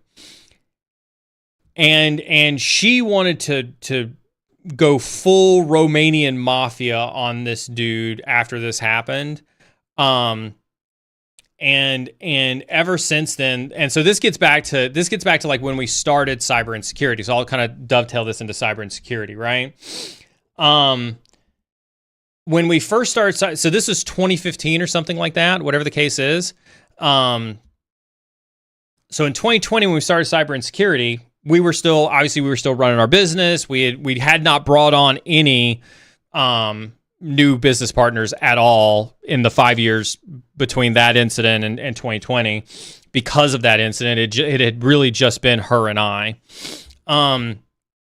You know, and so that's obviously made running a business really, really tough when it's just her and I. So in 2020, when we started cybersecurity, we started Cyber Insecurity in June or July, somewhere around in there, I think it was. We started Cyber Insecurity in June or July. We had been streaming for a while, and for a while, she was the only mod. Right? She was the only mod that we had on the channel. And Jack, Sec IT guy, had been around for a while, and he'd been really active in chat, and he had been really, contributing a ton. He'd been helping out. He was one of the first in the Discord, and he was making recommendations on how to have a successful Discord. And he was like the one who was like he owned the meme channel for the longest time. Like he was the one who was contributing the most to the memes. So Sec IT guy was really, really, pivotal in us seeing what it was like to have a good community in the early days of Cyber Insecurity. And he reached out to us in the early days, and he's like, hey, if you guys ever need moderator help, let me know. I'd love to help you out moderating Twitch or moderating, the Discord or whatever the case is. I'd really, really, really love to help out. And I shit you not, her and I put him through the most rigorous interview and 90-day freaking probationary period because of how bad we had gotten burnt with a business partner 5 years earlier. He's probably not around. I think he may actually be working, but he can tell you about it, right? We did not bring him on as a mod without treating it like we were bringing somebody on to join our business from the ground floor. Because when you get burnt like that as a business owner, it impacts you, right? It impacts you. You don't trust easy. You don't bring people into a business that is like your baby, right? The mod team that I have now, right? I have so much trust for every single one of these individuals, because we've developed a relationship of trust over so many battle-worn scars in this adventure, right? We've had people that we've asked, do we need to bring on additional mods? People who have contributed to the community. We're like, no, we just don't, we don't have that level of trust, or we don't feel like we need more people, or we don't feel like there's a value add to having them on there. It very much, we run Cyber Insecurity like a business where everybody has an opinion and everybody, has a chime in on that. Because we're very reluctant to bring people into a business model that has been working for years. And so I just say all that to say it is very, you do have to be careful about who you bring into your business, because you're giving a part of yourself over to them, And you have to understand, they will never care as much about your business as you do. And this is nothing against my current mod crew, because I know every single one of them would bleed cyber insecurity. They absolutely love this community. They absolutely, they may not like working with me, but they love you all, which is good enough for me, right? But at the same time, right, your business is your blood. It's your heart, it's your brain, and you will always be the one who is closest to it than anything else. And CyberSec Mom, you're 100% right? When it's a small business, whether it's my consulting business, whether it's Cyber Insecurity, right? Even Query to an extent, right? We've got 26 people at Query, right? I hate the use of the word family, but we're all super tight, right? I trust these people to tell me if I'm effing up really bad, right? I trust Frazier and BeardSec. Yeah, they not only will tell me, they have told me numerous times when I'm fucking up. Right? And those are the people that you want in your business. You don't want, I saw somebody say it as it scrolled past, right? I should have seen in the first few red flags that this individual, this friend that I had, saw me as the reason the business was going to be successful, and they simply were interested in me from a monetary perspective. I should have seen that off the bat, and I didn't. Right? Be careful who you bring into your life and who you bring into your business. And this is another important part. Let's talk about this for a second. I saw Callie Beefcake say it. Yeah, push that one from Callie Beefcake right there. Right? If this isn't already readily apparent, let me say this expressly clear for those in the back. You are the CEO of your life. Think about that for a minute. Right? If you treated your life like a business, you are the CEO of your business. You're the CEO of your life. Right? And so the people you bring in, right? The people you call, the people you hang out with on a Friday night, right? The people you entrust with your secrets, the people you share your day-to-day life with, these people are your employees, if you will, for your life. And if you're not careful, you will bring in employees who will bring your business, bring your life down.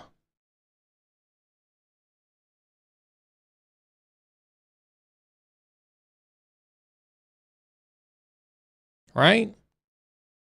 And so keep the circle small.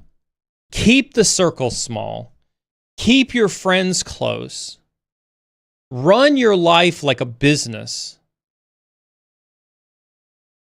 Right? Don't be afraid to fire people from your life.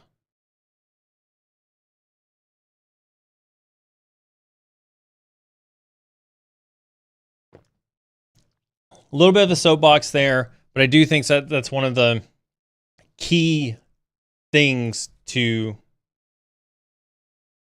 keep in mind. Witch of the Middle River? I see you in Twitch chat. You left Cyber Insecurity Discord when we were giving away the giveaways that you won for the Try Hack Me voucher, and so I had to give your giveaway to somebody else because I could not DM you. So let this be a reminder that we tell you to join Discord and participate in the giveaways channel, but if you leave Discord and I can't DM you your giveaways, it does you no good to participate in the giveaways. Keep that in mind.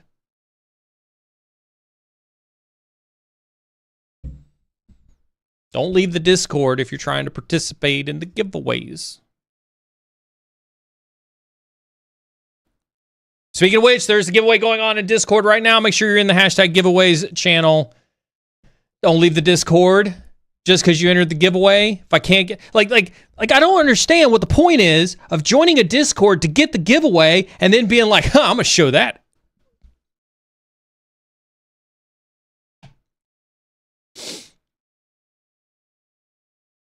That's some real hacking. Do what Neal just said. I have no idea what I just said when you said that, but thank you. I'm glad you agreed with me.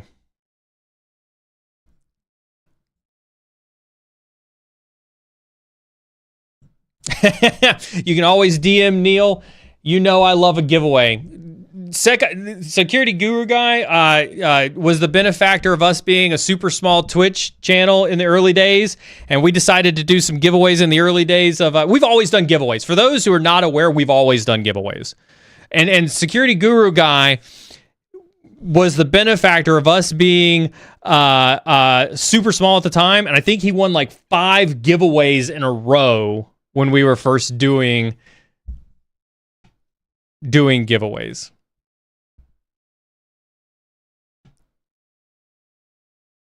Is pursuing and documenting a cybersecurity project an effective way to showcase your knowledge and skills every day, twice on Sunday?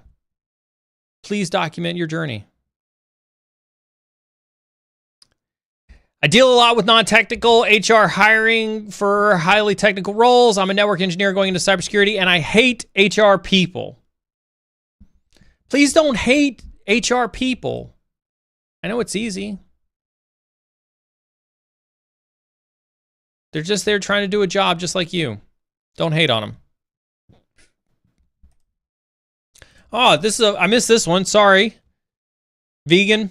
Last time I watched your stream, you talked about networking. Is it better in person, Discord, LinkedIn? Who do you target HR CISOs without being too intrusive in the community? Any tips?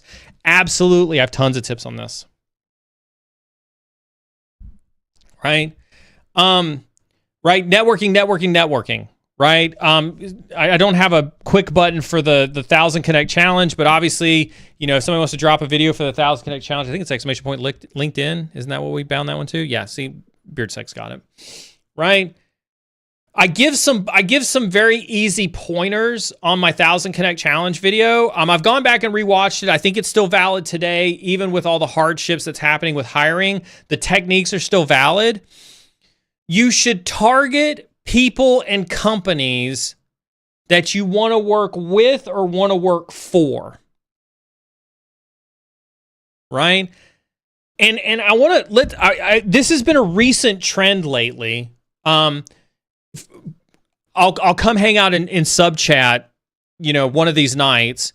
And I used to do this often in sub chat where I'd just sit down and I respond to my DMs in sub chat, right?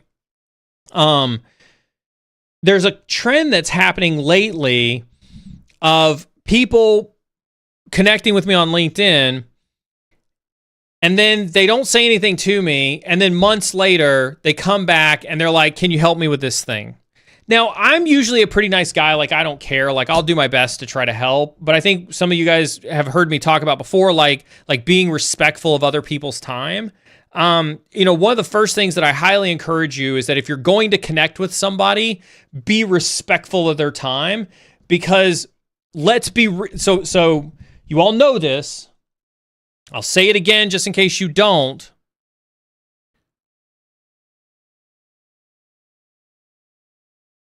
When somebody reaches out to somebody else, the instinct human reaction is to expect that you want something. Especially those of us who have been in the industry for a really long time. We know you want something.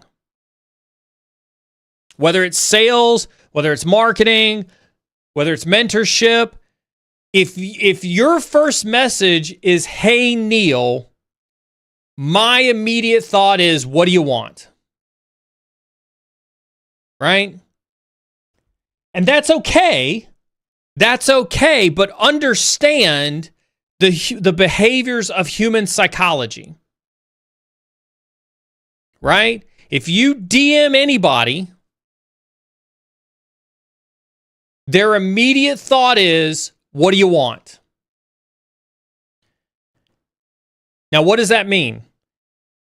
That means that you are automatically starting off in a position where they're just counting down the seconds until you get to your ask. I'm just being real with you, right? This is what you come here for. You come here for the realistic chat. That's what we're here to talk about. We're here to talk about the realistic chat. We are counting down the seconds until the actual ask comes out of your mouth.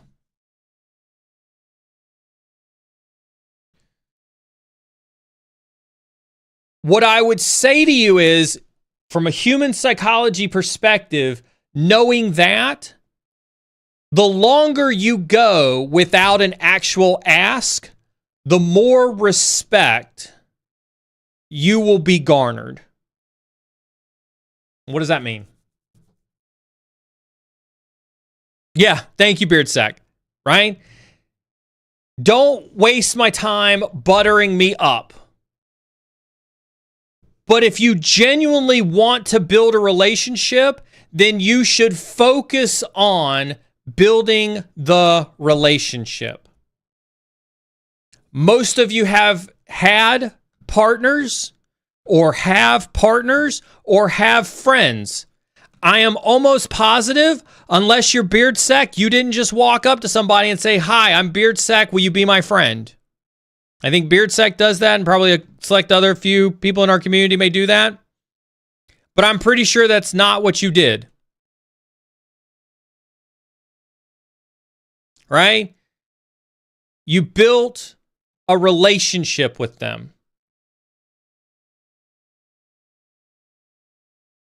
And that's what I would encourage when I talk about building meaningful relationships. That's what I mean. I'll give you some real examples so you can see how I've built my circle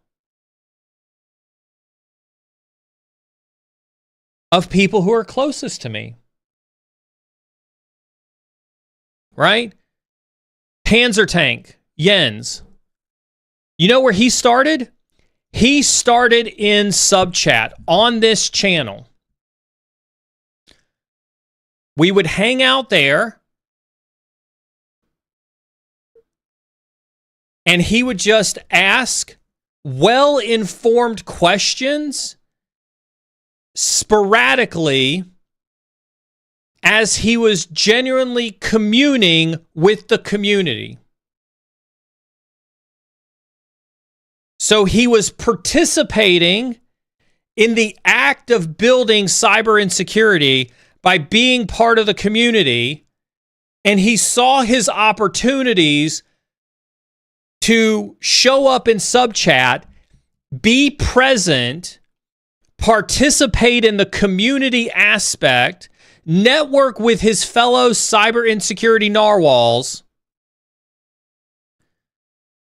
And what that garnered him was that whenever he would ask me a question, I immediately responded to him. And then I would see him in chat like I do now. And whenever I see his questions in chat, I would respond to them. Fast forward, he starts to move out of being a police officer and he starts applying, or he starts being showing an interest in CTI. And he starts asking questions. What can I do to get involved? And I mentioned Trace Labs, and he goes and researches Trace Labs, and he comes back in here and he's like, what do you think about this? And I give him opinions based on his research. He goes out and he participates in those Trace Labs events. Then he again uses the network of the community to his benefit, and he creates a CTI team or a CTF team with Bayou Beast and numerous others. to go do Tracelab CTFs. And he asked, Neal, can I represent Cyber Insecurity at these CTFs? And I'm like, yes, absolutely. You see how easy that is? So now I know that he's not only here, he's active, he's participating, he's representing Cyber Insecurity in these CTFs. He wants to carry the name of Cyber Insecurity into these CTFs. Absolutely, please go forth. What do I do then? I then turn around and promote his Capture the Flag efforts live on stream. Now he's getting social recognition for his work that he's doing to progress his career on his own. Fast forward, he's going to do an internship at Arctic Wolf. He says, Neal, can I spend some time with you and get prepared for this interview? I give him that time for free. Why? Because I see all the networking and work that he does leading up here for this. I give him that time for free. He gets the internship at Arctic Wolf. He asked me for coaching advice. Now we're spending more and more time together. Now I'm giving him more one-on-ones. Why? Because I see that he's committed to not just the community, but seeing it grow. He knows what's important to me, and he's doing the work without asking me a thing. He just goes out there and does it. Therefore, when he comes back to ask me for something, I see that he has given his all for something that's important to me, and I'm giving him my time for free. Fast forward to over the summer. He wants to get more involved. He asks me what he can do to get more involved. I bring him into a smaller circle and I ask him to help me with social media. Now he has access to me directly. He can text me on my phone at any point in time to get any advice that he needs. How would any of you like that level of access? Did it start with him connecting with me on LinkedIn and saying, can you help me get a job in the SOC? No, it didn't. That's what we mean by cultivating, by making meaningful connections and cultivating relationships. Here we go. I'm going to hit you with the 1-2. Most of you aren't willing to do that.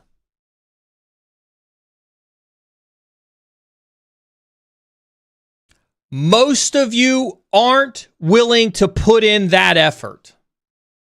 And it is because you're not willing to put in that effort that you will not be as successful as the story I just told.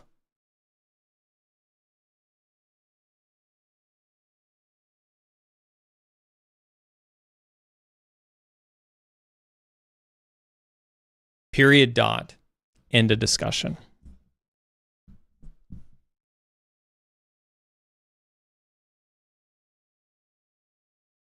So if you show up in my DMs and the first words out of your mouth, help me get a job, Neal. Where do I go for training? What do I do here? Whatever I do that. That's not the value of networking.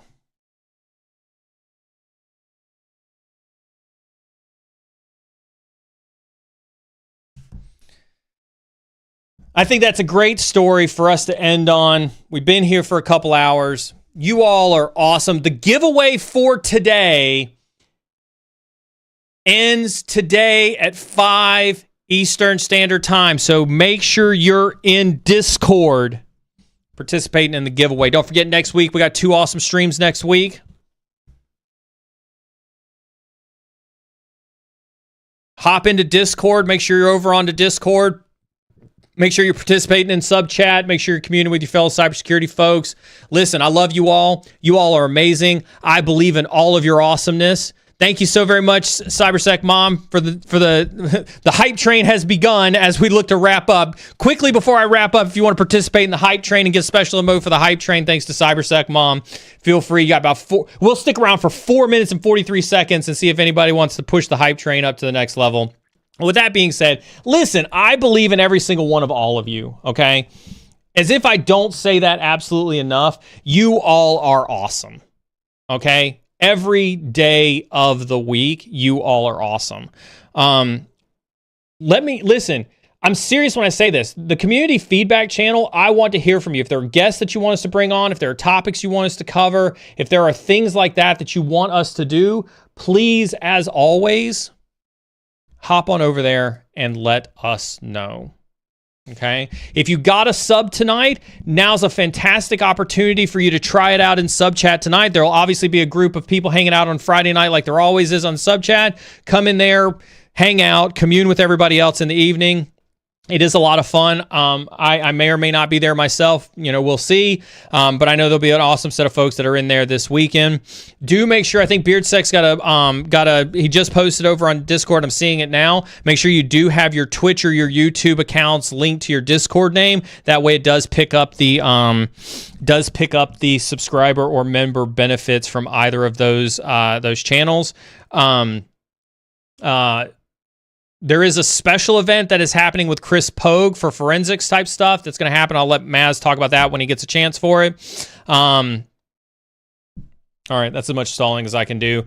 I really appreciate it. Is Fixit streaming? I don't know. It's pretty late for Fixit. We'll see if she's streaming really fast. I don't know if she's still here or not. Let's see if Fixit's on. Search. She is Fixit streaming. All right, I'll tell you what we're going to do. We'll hang out here for about another 2 minutes, 50 seconds, chat for a little while long. Fixit does go hard. Fixit goes very hard, right? All right, awesome. Fixit's going to start now. So we'll hang out here for another couple minutes. Fixit does go super hard. Listen, Fixit is grinding.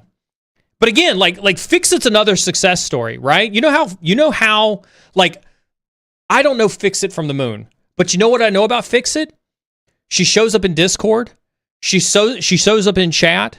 She chats. She contributes. I've watched her stream. I've watched her content. She tries super hard, and she brings value there, right?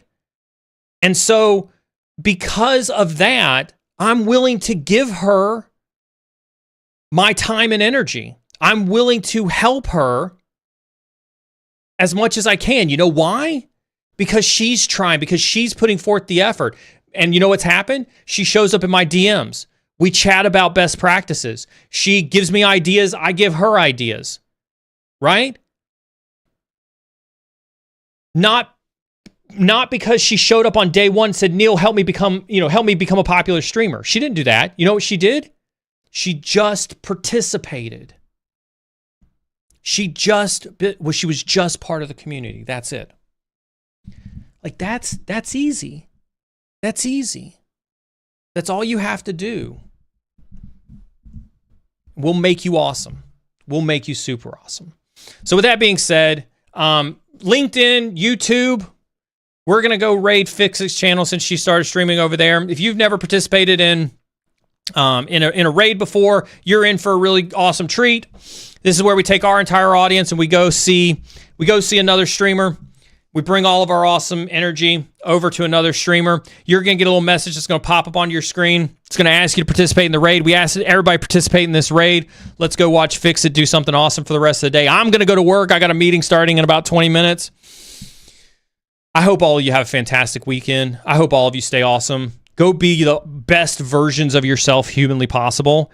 Whether you're on the red side or the blue side or still deciding, keep learning. We'll see you next week. Have a good one.